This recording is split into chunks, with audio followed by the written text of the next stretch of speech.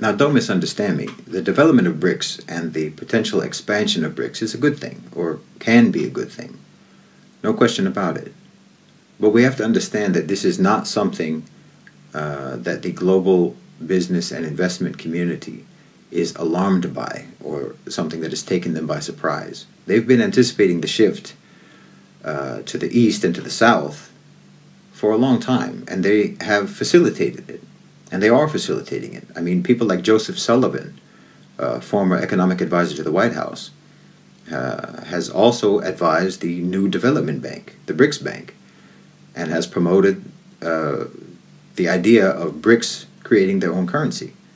BlackRock created not one but two ETFs dedicated to BRICS economies. And like I said, a great deal of the repercussions of the Russian sanctions have actually benefited BRICS nations and potential BRICS nations, and provided a strong incentive for de-dollarization.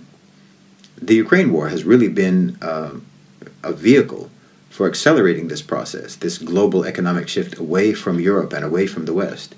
So they are facilitating it. They're not opposing it. They are welcoming it. But of course they want to control the outcome. The ideal situation for them would be to sort of replicate the Bretton Woods system, but in reverse. In other words, the traditional beneficiaries and victims of the Bretton Woods system would basically switch places. Western-aligned corporate power, the OCGFC of the Western world, do not particularly care about the welfare of their nations, but they care about themselves, and they don't want to be sidelined by this inevitable transition to the global south. They want to steer the transition. But the problem is, or the challenge is, that the parallel power structure of the private sector that has eclipsed state power in the West has not yet eclipsed state power in the East. The power of the private sector in many of the countries of the global south is still subordinate to governmental control. I mean, as much as people like to talk about Russian oligarchs, those oligarchs are not in a position to defy Vladimir Putin, whereas American politicians are not in a position to defy American oligarchs. And this is to say nothing about the control that China has over their private sector.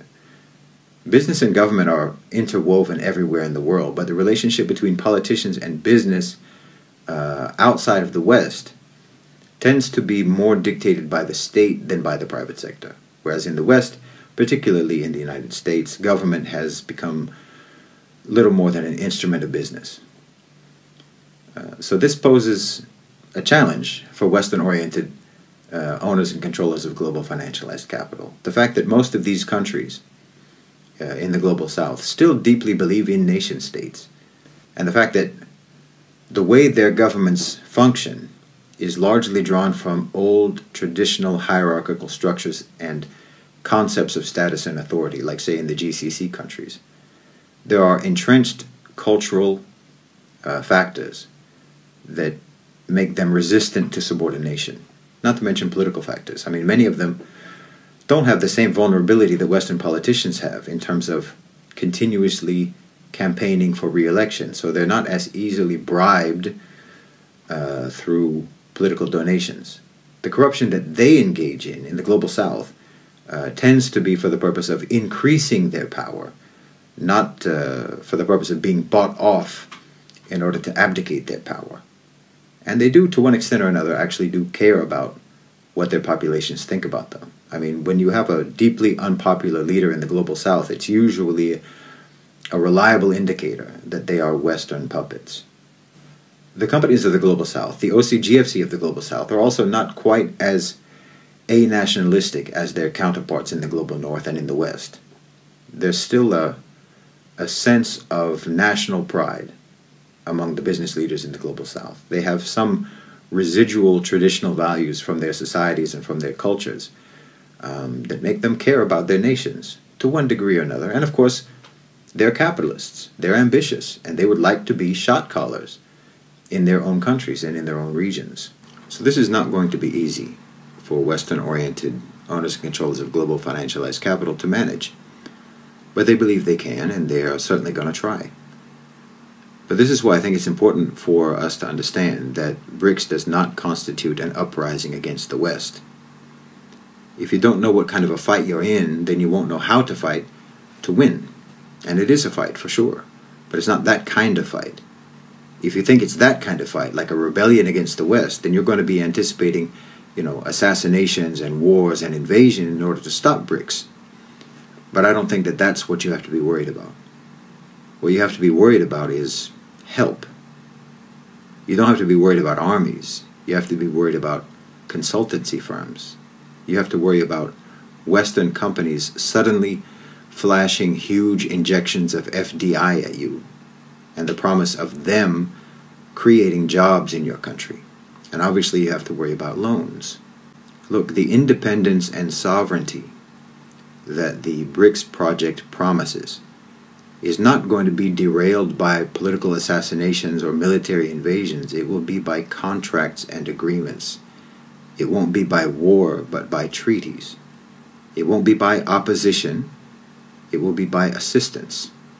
To me, I'm not particularly keen on the idea of the creation of a BRICS currency, to be honest.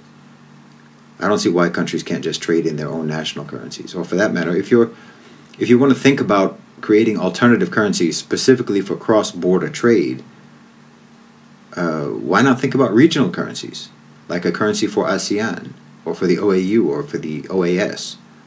Or for that matter, why couldn't the OIC start studying the creation of a trade currency for their member states? I mean, if Saudi Arabia, UAE, Egypt, Iran, Iraq, Indonesia, and there's like 10 other Muslim countries that want to join BRICS, if they all join BRICS, it's almost going to be a de facto Islamic bloc anyway, accounting for like half of the world's oil trade, oil supply, and controlling practically all of the most important major ports and maritime routes of global trade in the world.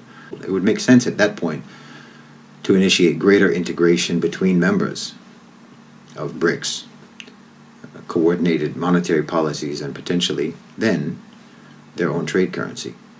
Now, personally, I don't like the talk about creating a gold-backed currency at this time. I'm afraid that the lead-up to launching something like that would just see absolutely devastating conflict all across Africa.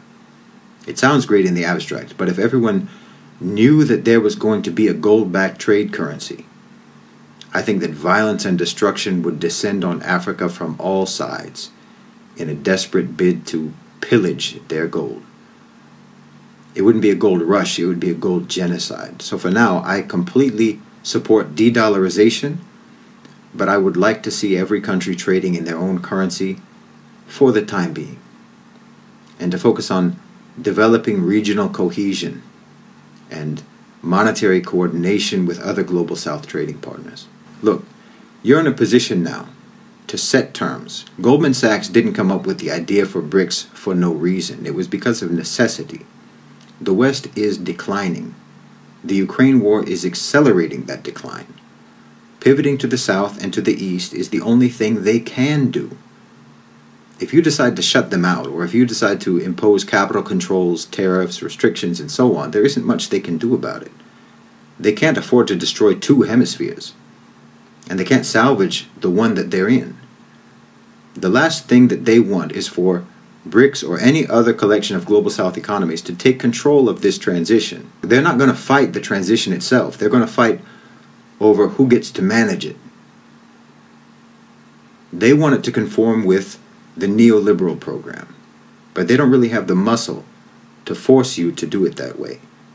They're counting on you having no ideas and on you not understanding what the fight is about, and they're counting on the Global South still looking at them with awe and reverence and not actually realizing that the tables are irreversibly turning in your favor.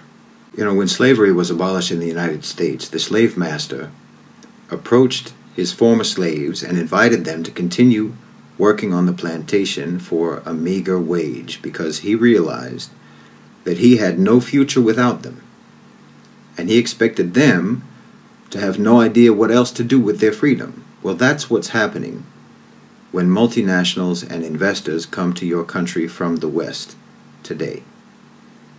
The master's house is burning, And the crops that you've been harvesting all this time for him are yours now. He just doesn't want you to know it.